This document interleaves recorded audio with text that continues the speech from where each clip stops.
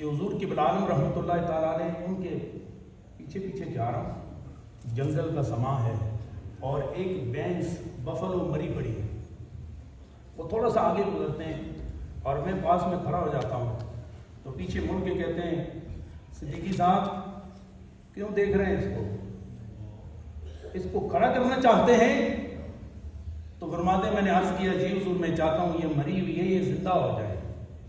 تو فرمایا یا حیو یا قیوم پڑھ کے اس کو ٹھوکر لگاؤ یہ کھڑی ہو جائے گی۔ حضور شاہ غلام فرماتے ہیں میں نے یا حیو یا قیوم ایک مرتبہ پڑھا اور اس مری ہوئی بینس کو میں نے ٹھوکر لگائی تو فرمایا وہ اٹھ کے کھڑی ہو گئی، تو میری آنکھ کھلی، تو پھر میں نے نتیجہ اخذ کیا، فرماتے ہیں کہ جن کے دل مردہ ہو چکے ہوں خدا کی قسم وہ یا حیو یا قیوم صبح و شام پڑھتے رہیں، جتنا جتنا پڑھتے جائیں گے خدا ان کے دلوں کو حیات طیبہ عطا فرماتا چلا۔